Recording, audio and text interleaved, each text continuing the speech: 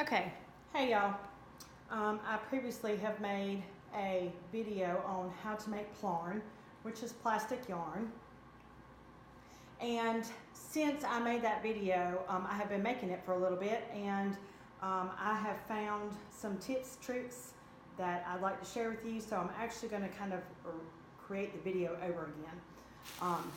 So anyway, the first thing that you need is, I do have a self-sealing quilting mat or a large piece of plyboard I've heard works, and a rotor cutter. That's one way that you can cut, or you need to have a very sharp pair of scissors. As you can see, I have a pair of dressmaking scissors. I also use these to make my t-shirt bags, but they're very, very sharp, and I like how they cut. If you just use a pair of cheap Dollar Tree scissors, etc., you're going to have difficulties with that. So first, you're going to take plastic bags. And as you know, after you use the plastic bag or somebody donates it to you, it looks like this. And we need to get it back flat, just like it would be, or as close to as you can get it, as to how it would be when the retailer receives it in a box shipped to them. So you want to get your corners or your sides tucked back in, both sides, basically tucked back in. You have a seam in there, so just tuck that seam in, and then you want to just press it out as flat as you can get it. Now, to start with, you may only be able to do one bag at a time till you can figure out and just kind of get the feel of it. Once you kind of get the feel of it, you probably will be able to figure out how to do more than one bag at a time, which gives you more loops to make plarn at a time. Now, you do not have to make the bags all one color, or the plarn all one color. However, do keep in mind that whoever's going to get the plarn to crochet may like to have a nice pattern. We will be making sleep mats for the homeless, local homeless. So it would be kind of nice to give them something that looks pretty. The other thing about getting like bags and like colors together, such as I have 3 gray Walmart bags, is they're the same size. So it makes it easier to cut multiple bags at one time. So normally if I have a large trash bag full of bags, I will go ahead and make several piles of all the different colors or kinds of bags. And then if I possibly get maybe an odd one like a blue or a white that might be a different size than the Piggly Wiggly or the Revco bags or whatever, then I just try to size it close, or I might just have to cut it by itself. But as you can see, I have 3 bags here together, and they're pretty much just flat and just laid on top of each other. And what you want to do is try to get the bottom seams as close as possible as you can to each other. It's not going to be perfect, and that's fine. And then once you do that, as you can see, I keep flattening it because I'm trying to get all the air out of it, because we're going to fold it and it's going to make it easier. So you're going to fold these bags, whether it's 1 or 3.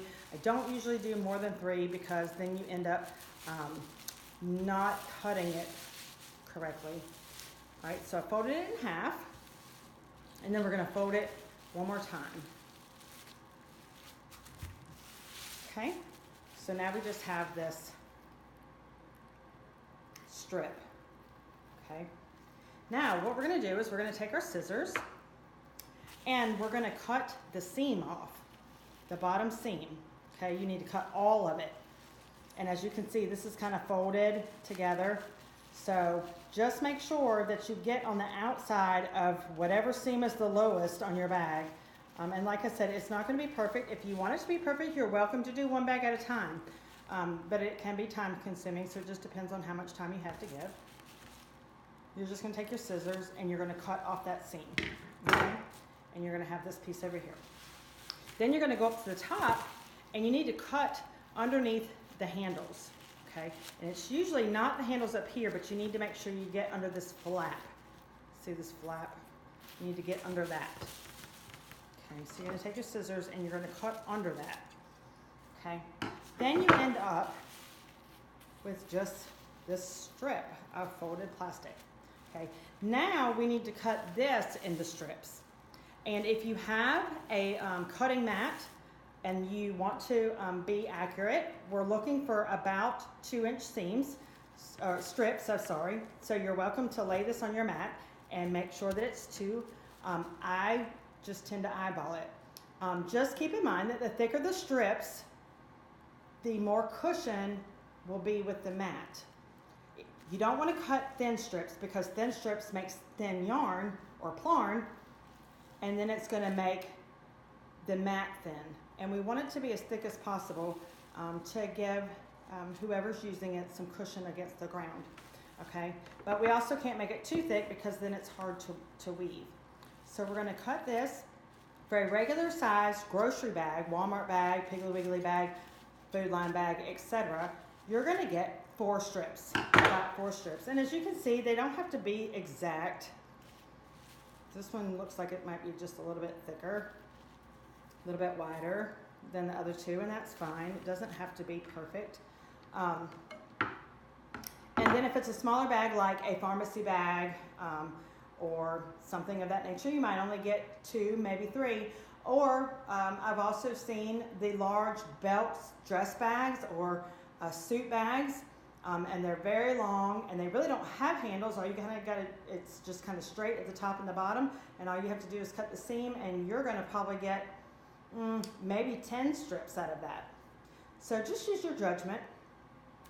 Okay, so now I have these 4 pieces. However, if I open up these pieces, I have loops. Okay, so since I cut 3 bags, I'm going to have 3 loops for each strip that I cut. So we're going to get all these loops pulled open.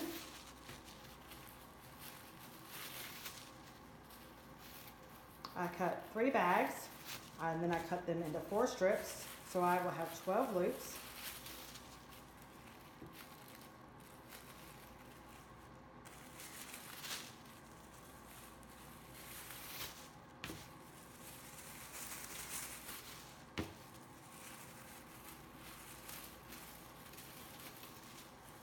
Okay, now we're ready to start making some plarn.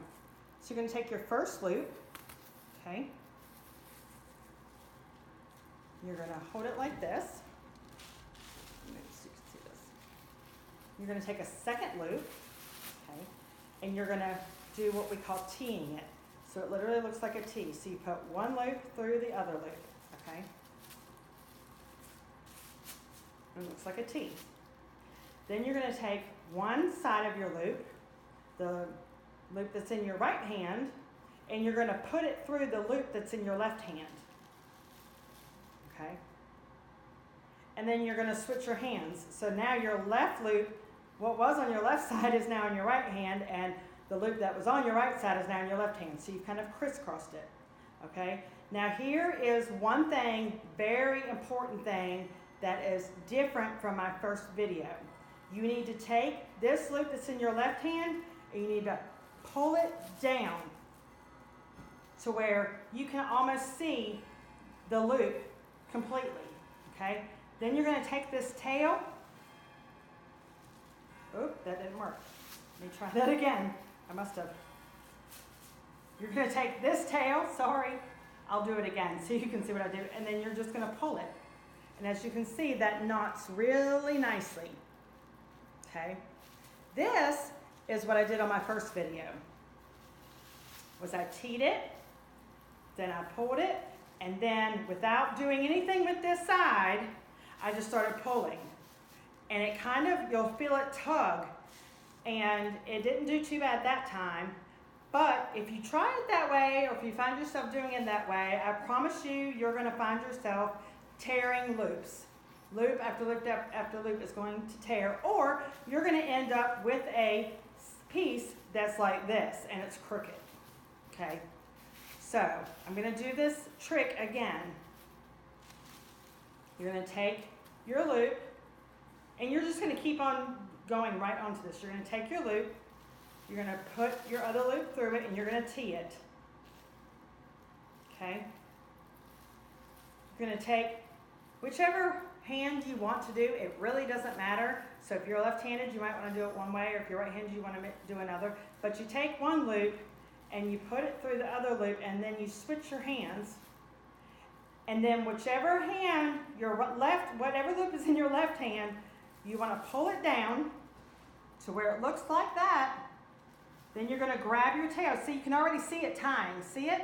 Almost kind of looks like a tie, like a necktie. But you're going to take the tail and you're going to pull. And see, it just ties so nicely. And it's completely straight, and it straightens itself out as it goes, as it slides down. So let's do that again. So you take our loop, we're going to tee it. We're going to switch hands. I'm trying to do this slow so you can see. You're going to take whatever loop is in your left hand now, because you've flip-flopped them. You're going to pull it all the way down. Pull it down to where it looks like the loop is just sitting inside the other loop. Then you're going to take your tail, or you can even, if it makes you feel better and it makes you understand better, go all the way down to your previous knot and pull. Bam. It's straight. It's knotted. Not crooked. Didn't tear. We're going to tee it. We're going to switch hands. Left hand is going to come all the way down. And then we're going to pull the tail. Tee. Switch hands. Left hand all the way down. Pull.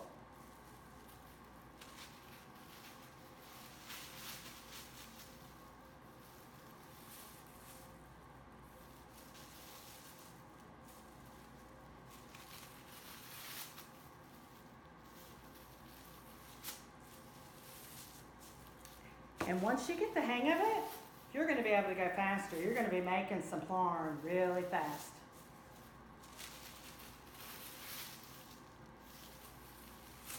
This is not going to be the part that's time consuming. You're going to be trying to figure out easier ways that you can cut it, or faster. And that's it. I literally have already done 12 loops. 1, 2, 3, 4, 5, 6, 7, 8, 9, 10, 11, 12. And you just keep going. I've had people ask me, how many do I do? How big does the ball need to be till you get tired of doing it? The ball can be as huge as you want. It takes 700 grocery bags to make a sleep mat. 700 bags, not 700 loops, 700 bags. And whoever is going to sit down and crochet these needs 700 bags worth of strips. So if you get 4 strips per bag, you're looking at 2,800 strips. So that person needs 2,800 strips to make a bag. So you can make a ball up to 2,800 strips if you want. And that actually keeps the crocheter from having to tie in another roll of plarn. Now, once you get all your plarn made, or you're tired of making it and you're ready to wrap it up, you can do a couple different things. You can start just rolling it in a ball. Or the other thing that I have started to do is I've started to save my paper towel roll cores. You know, the cardboard cores that are in the middle of your paper towel roll. And I have started wrapping mine around that. It just makes an oblong wrap, and it makes it easier to kind of hold on to instead of having to try to wrap it around itself. So this is my new plarn video. I hope that it's helped, and get to work.